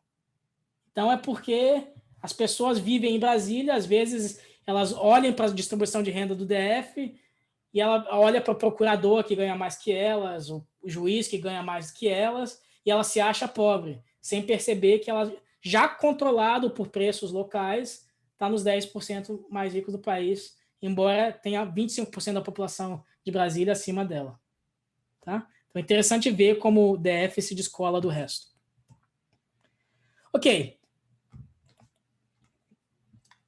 Seguindo com a ideia da Belíndia invertida, isso aqui mostra qual que é o crescimento na renda por trabalhador real, já ajustada por inflação, em distintas regiões do Brasil. O vermelho é a média nacional, azul escuro é o norte, azul claro é o nordeste, amarelo é o centro-oeste, a gente tem o sul como cinza e o sudeste como laranja. A gente vê que em todas as regiões, os mais pobres, que estão mais à esquerda aqui no gráfico, tiveram um aumento na renda do trabalho mais alto do que os mais ricos. Lembrando sempre que esses são os dados não corrigidos pelo 1% mais rico. Tá? Então, aqui a gente vê que os mais pobres tiveram crescimento indiano e os mais ricos tiveram crescimento belga. É a Belíndia invertida também desse meu trabalho. Quais são forças que atuaram sobre a desigualdade entre essas distintas regiões? Isso aqui é simplesmente, eu fiz uma análise de regressão que decompõe o que explica as variações na desigualdade. Essa barra verde são variações na escolaridade, a barra roxa é formalização no mercado de trabalho, a barra amarela é Bolsa Família, a barra azul é crescimento da renda, a barra preta, que empurra no sentido contrário, é o aumento da renda dos funcionários públicos, do salário dos funcionários públicos. Então, a gente teve várias forças, como escolaridade, formalização, Bolsa Família e crescimento médio da renda, que empurram a desigualdade para baixo. Existem outras forças, como impostos e crescimento do salário do funcionalismo público, que aumentam a desigualdade, que puxam a desigualdade para cima, certo? E isso é verdade para basicamente todas as regiões do Brasil, norte, nordeste, sudeste, sul e centro-oeste. Então, pensando um pouco sobre cada uma dessas forças, esse gráfico mostra qual que é o prêmio salarial mediano dos servidores públicos brasileiros. O que isso quer dizer? Isso quer dizer que quanto que a pessoa ganha mais do que alguém que é igual a ela, mas está no setor privado. Então, qual que é o ganho de renda que cada um desses trabalhadores tem, comparando com alguém que tem as mesmas características que ela, mas não está no setor público. Então, a gente vê que, para a maior parte das escolaridades, você tem um prêmio salarial para o funcionalismo público de quase 50%. Para quem tem nível superior é um pouquinho mais baixo, mas ainda assim é mais do que 25%. Então, a gente usou dados individuais da PNAD para mostrar que simplesmente o fato de que a pessoa está no serviço público tende a significar um salário maior, já controlando por todas as características de gênero, região, indústria e coisas do tipo. Tá? Então, e como a análise anterior mostrou, isso foi uma das forças que leva a desigualdade para cima. Forças que levam a desigualdade para baixo ou para cima, outra coisa é acesso à educação. Então, esse gráfico ele fala de acesso à educação superior pública, dividido em quintos. Então, a gente vê que lá em 2004, só 1,2% dos estudantes de universidades públicas vinham dos 20% mais pobres, enquanto 54% vinham dos 20% mais ricos. Nesse período de 10 anos, a gente teve um avanço muito grande com política de cotas sociais e raciais, que diminuíram um pouco esse ato, mas em 2014, ainda assim, a universidade ainda era muito elitizada. Por quê? Porque a universidade pública, a gente tinha 7,6% dos universitários que vinham dos 20% mais pobres e 36% que vinham dos 20% mais ricos. É um avanço brutal em 10 anos, essa variação, mas ainda assim existe uma elitização da educação superior, a gente precisa sempre pensar nisso. E por que isso existe? Um dos fatores é que quem vem dos muito pobres, os estudantes que vêm dos 20% mais pobres, muitos deles não terminam o ensino médio. Então, até pouco tempo atrás, metade dos estudantes que vinham das famílias que vinham dos 20% mais pobres do país nem terminavam o ensino médio. Se elas não terminam o ensino médio, elas não podem nem ser alcançadas por essas políticas de inclusão na universidade pública. Também um gráfico similar, mostrando como a gente avançou no acesso à educação básica. Então, isso aqui mostra por cortes de idade, 25 a 34 anos, 35 a 44 anos, ou mais de 65 anos, quantos que desse grupo não tem nenhuma instrução, ou não terminaram o ensino fundamental, quantos que terminaram o ensino superior, quantos que terminaram o ensino médio, e assim por diante. Então, entre os mais idosos, 70% da população não terminou o ensino fundamental. Já entre quem tem 25 a 34 anos, e isso são dados de 2018, só 17% não terminou o ensino fundamental. Então, geracionalmente, a gente conseguiu ter um avanço muito grande em acesso à educação básica. A gente sabe que, hoje em dia, para esse grupo de 25 a 34 anos, 2/3 dele terminam o ensino médio, que, em comparação a 20% do grupo entre os mais idosos. Então, é um avanço muito grande que, como a gente mostrou anteriormente, tem um impacto também sobre a desigualdade em cada um dos estados. Tá? Esse aqui é o material que mostra toda a bibliografia. Isso aqui, obviamente, eu não quero que vocês leiam isso agora, mas como esse material vai ser compartilhado para vocês terem acesso a esse tipo de referência. Esses são os meus contatos. Lembrando que eu sou pesquisador-chefe do Instituto Mercado Popular, vocês podem me seguir para ver as bobagens que eu posto no Twitter, no Facebook, eu fazer perguntas, eu tento responder todo mundo. Então, agora acho que a gente tem alguns minutinhos, 15 minutinhos ou 20 minutinhos, para responder algumas perguntas de vocês. Isso, professor, boa noite. Boa noite a todos também. Eu vou ler algumas perguntas que as pessoas colocaram no chat para você, tá, professor, ao decorrer da aula, para a gente ir tirando as dúvidas também. Caso alguém tenha mais alguma outra dúvida, podem utilizar o chat também para fazer mais perguntas, tá bom? Bom, começando, o Matheus, ele perguntou no 8º slide, professor, se você não conseguir voltar rapidinho, qual a significância dos tamanhos das bolas que representam as nações nos gráficos?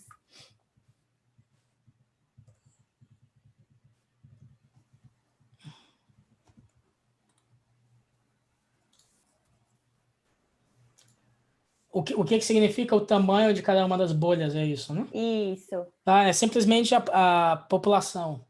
Então, você vê que a China é muito grande, a Índia é muito grande, os Estados Unidos é relativamente grande e alguns outros países são muito pequenininhos.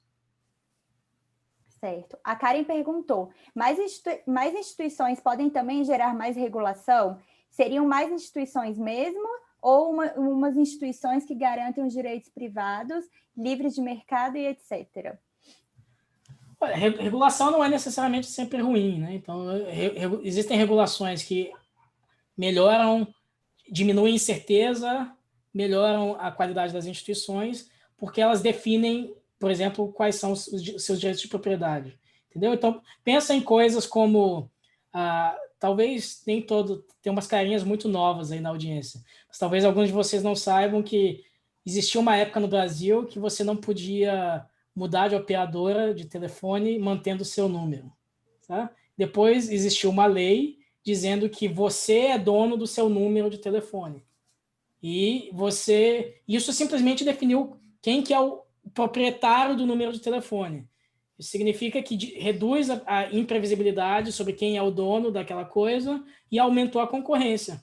porque significa que você pode mudar de uma operadora de telefone sem perder seu número, que é uma inconveniência, certo? Então, eu não vejo essa pergunta como se fosse uma coisa A ou B. Existem regulações que melhoram instituições, existem outras regulações que pioram o ambiente institucional. Certo, professor, obrigada. Mais uma pergunta é a do Cláudio. Ele pergunta se as instituições têm mais a ver com segurança jurídica do que com os órgãos de Estado. Eu acho que a gente abordou isso um pouco. Então, esse conceito do Acemoglu e Robinson de instituições é um pouco genérico. O que ele quer dizer? São regras escritas e não escritas que ajudam a fazer convergir e dar estabilidade às expectativas dos agentes econômicos. E, obviamente, isso é uma coisa um pouco abstrata, mas, como eu disse, tem algumas coisas que têm a ver com lei e outras coisas que têm simplesmente com convenções sociais que ajudam as pessoas a se comportarem de determinada maneira. É um sentido um pouco distinto do que às vezes se usa no direito ou na ciência política, que fala das instituições, como o Congresso, o Supremo Tribunal Federal. A gente está falando de regras do jogo, entendeu? Uhum.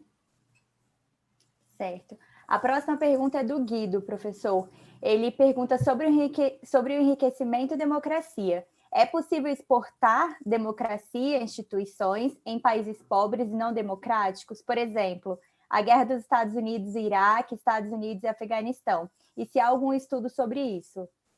Olha, Guido, eu não sou especialista nessa área de conflitos e exportação de democracia. Acho que você teria que perguntar para algum cientista político.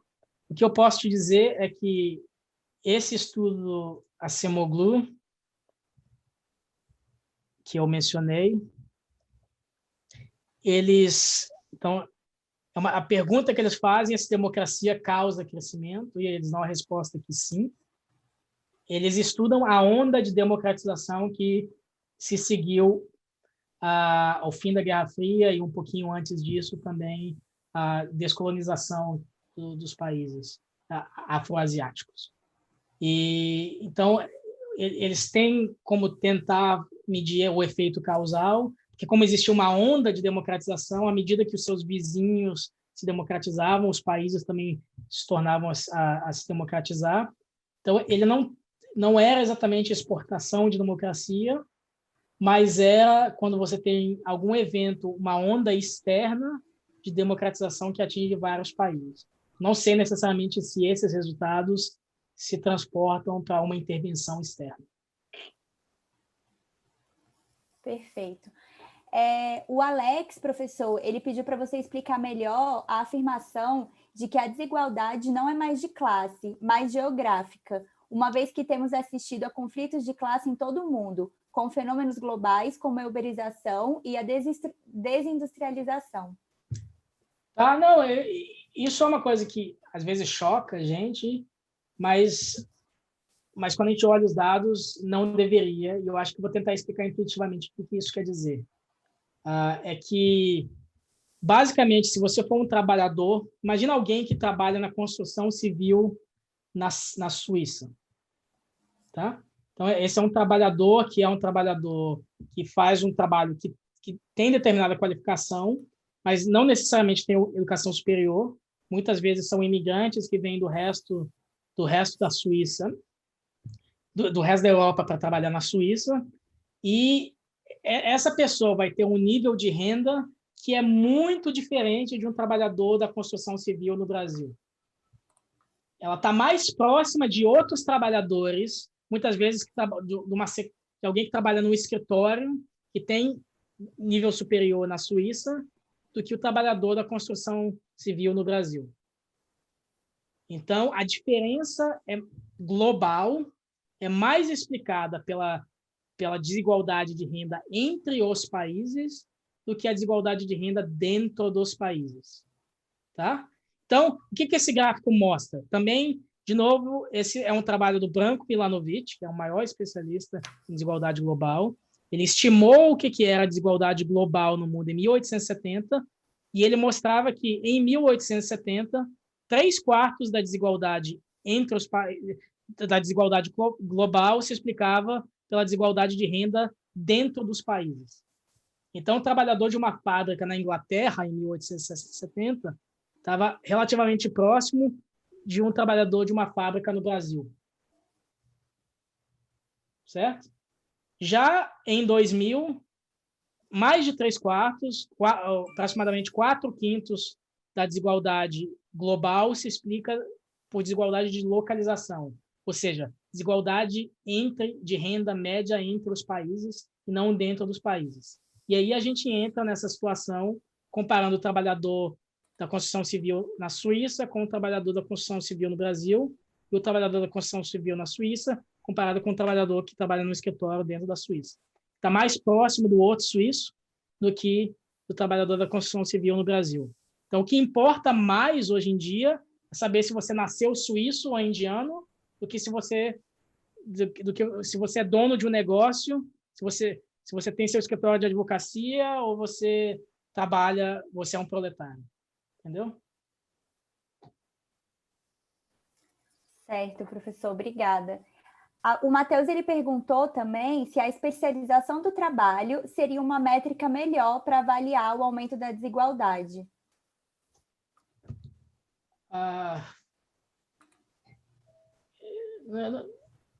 Eu não sei exatamente o que o Matheus quer dizer com isso, que existem determinados trabalhos altamente especializados. Normalmente, você tem uma correlação forte entre capital humano, educação formal e esses tipos de trabalho. Então, por exemplo, para você trabalhar num supermercado, você tem determinado tipo de trabalho, de treinamento, que é diferente do treinamento de você trabalhar num porto, tirando coisas de determinado navio, tirando os contêineres de determinado navio. Então, tipos distintos de capital humano. Então, talvez o que ele queira dizer é que a medida de educação, anos de educação formal não captura todo o estoque de capital humano. Isso é verdade. Então, existem outras métricas que são mais corretas para isso, mas, na média, os anos de escolaridade tendem a ser uma boa medida de capital humano. Perfeito, professor. Bom, a gente tem várias dúvidas surgindo aqui no chat também agora. Uma delas é do Daniel Marques, perguntando por que a inflação aumenta a desigualdade. Tá. Tem várias questões com isso. Um dos elementos é que, em especial lá na década de 90, os mais ricos tinham mais acesso a determinados mecanismos para se proteger da inflação. Então, nem eu lembro disso, mas meus pais, quando eu era bem novo e tinham que ir no supermercado, na década de 80, na década de 90, talvez alguns que estejam na audiência se lembram, eles recebiam o salário deles, eles tinham que correr para o supermercado para fazer as compras do mês, porque o dinheiro perdia valor de um dia para o outro. E você tem que gastar tudo, porque você não tem como se proteger daquela inflação. Já que era muito rico, muitas vezes pessoas de classe média, elas usavam do mercado financeiro para se proteger da inflação. Então, tem uma coisa que se chamava na época de investir no overnight. O overnight são empréstimos que, normalmente, em países desenvolvidos, até no Brasil hoje em dia, bancos fazem empréstimos entre si para corrigir a falta de dinheiro entre seus depositários. Então, pagando uma taxa de juros muito baixinha, porque é de um dia para o outro. Mas, naquela época, como a inflação era muito alta, o valor do dinheiro se alterava de um dia para o outro, pessoas físicas investiam no overnight ou compravam coisas simplesmente para manter o valor do dinheiro. Tem um livro muito bom, jornalístico, da Miriam Leitão, a saga brasileira, que conta toda essa história. Recomendo para vocês, que mostrava que, às vezes, as pessoas compravam um caminhão simplesmente para manter o valor do seu dinheiro, porque a inflação comia todo o dinheiro dela. E naquela época, principalmente, os mais pobres não tinham acesso a bancos, não tinham conta. Então, elas não tinham mecanismos para se proteger da inflação. Elas tinham que correr para o supermercado à medida que ganhavam, que recebiam seu salário. E, mais que isso, se o salário delas fosse definido no começo do mês, e quando elas fossem receber, já teve alguma inflação, o salário real delas, descontado a inflação, ela era comprimido. Então, isso aconteceu mesmo com níveis não estratosféricos de inflação. Você lembra que eu mostrei o gráfico da inflação no segunda metade do período militar, era em média 100% ao ano. Naquele período, salários já eram reajustados mensalmente, mas para algumas pessoas, o salário delas era comprimido porque ela não era reajustado toda a inflação. Período que nas suas aulas de história o pessoal chamava de arroxo salarial. Então, se você não tem como se proteger da inflação, seu dinheiro, sua renda, seu salário perde valor. Perfeito. Professor, eu vou fazer mais uma pergunta para a gente finalizar, até devido ao nosso horário, tá? O Rodrigo, ele perguntou como você enxerga os efeitos sobre a desigualdade da sequência de crises de 2014 e 2015, mais agora, a de 2020, né? Se você acha que essas crises serão pontuais ou duradouras, se já é possível prever alguma coisa. Pergunta fácil, de prever o futuro.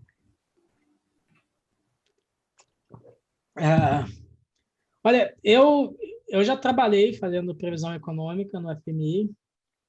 A gente tem várias técnicas para fazer isso. Elas já são difíceis em tempos normais. Em tempos de coronavírus, eu me recuso a fazer previsões sobre o futuro imediato, porque a gente não sabe exatamente o que vai acontecer com as questões de saúde pública. Então, eu vou me concentrar um pouco na parte a partir de 2014 até hoje. Então, esses não são trabalhos meus, mas várias pessoas. Então, você pode acompanhar o trabalho do Marcelo Medeiros, do Pedro Souza, trabalho do Daniel Duque, que também é um pesquisador do Instituto Mercado Popular, está fazendo doutorado dele na Noruega, ele era do IBRE, da FGV. Tem bons trabalhos sobre a desigualdade após a crise. Então, a desigualdade da renda do trabalho tendeu a aumentar a partir de 2014 até 2020. Ela aumenta muito durante a crise e depois ela se estabiliza e começa a cair um pouco, porque isso também é a trajetória do que aconteceu com o emprego. Então, a partir de 2014 até 2016, final de 2016, começo de 2007, você tem uma destruição muito grande de empregos formais no Brasil. A gente não pode minimizar o tamanho dessa depressão, dessa recessão que a gente teve. Então, foi a maior crise, o pior biênio que a gente tem de crescimento no Brasil desde a Grande Depressão, da década de 1920. Foi essa crise da nova matriz econômica em 2014 e 2015. Então, o PIB no Brasil caiu 3,8% no ano, depois 3,7% no outro ano. Então, foi uma queda muito grande na renda. A gente não pode minimizar isso. Muitos empregos foram destruídos. Por causa disso, em especial os mais pobres, que estão no setor informal, foram mais prejudicados. Tem um aumento na desigualdade no período inicial dessa crise. Depois, quando você começa a ter uma recuperação a partir de 2017, continua tendo uma redução, um aumento na desigualdade. Por quê? Porque você tem um efeito que demora a chegar um pouco no mercado de trabalho e a recuperação foi uma recuperação lenta. Mas, um pouquinho antes de 2020, a gente estava vendo alguma melhora também nos índices de desigualdade à medida que o mercado de trabalho estava se recuperando. O que o trabalho do Daniel Duque mostra é que não fosse o auxílio emergencial, agora no período do coronavírus, você teria um aumento da desigualdade monstruoso, seria maior do que inclusive, desse período virtuoso de queda na desigualdade ali dos anos 2000. Então, seria um impacto muito grande. Então, você focalizar esse tipo de gasto nos mais pobres nesse período de crise é algo muito importante.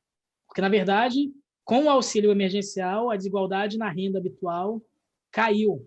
Uma coisa estranha, certo? A gente está vivendo uma crise grande, o PIB vai cair mais de 4%, mas por causa do auxílio emergencial, a pobreza e a desigualdade caíram na época do coronavírus. por causa do auxílio emergencial. Se a gente olhar o contrafactual, o que aconteceria com a pobreza e a desigualdade sem o auxílio emergencial, tanto a pobreza quanto a desigualdade teriam aumentado substancialmente. Tá? Então, isso é problema muito grande a se pensar já para o próximo ano. Eu não sei o que vai acontecer, é difícil fazer previsão econômica em geral, é mais difícil ainda quando a gente não sabe o que vai acontecer com a saúde pública, mas eu diria que o principal ponto a vocês, que vocês deveriam se preocupar na relação de pobreza e desigualdade no Brasil, é obviamente essa questão do auxílio emergencial. Espero que tenha sido satisfatória a resposta. Perfeito, professor, foi sim. Bom, de novo, muito obrigada, professor, pela sua disponibilidade, pela sua aula. Obrigada a todos também que participaram. Lembrando que dia 9, na próxima quarta-feira, o nosso minicurso continua. A aula vai ser tema de finanças públicas, com o professor Felipe Salto, no mesmo horário. Então, continuem participando. A gente vai ter muita aula, muitos temas importantes também daqui para frente. Então, muito obrigada. Boa noite a todos. Boa noite, professor. Muito obrigado, Carlos, Mariana, todas e todos que nos ouviram até agora. Valeu demais, Carlos. E eu vejo vocês, então, na quarta-feira. Obrigada, Pedro. Obrigado, gente.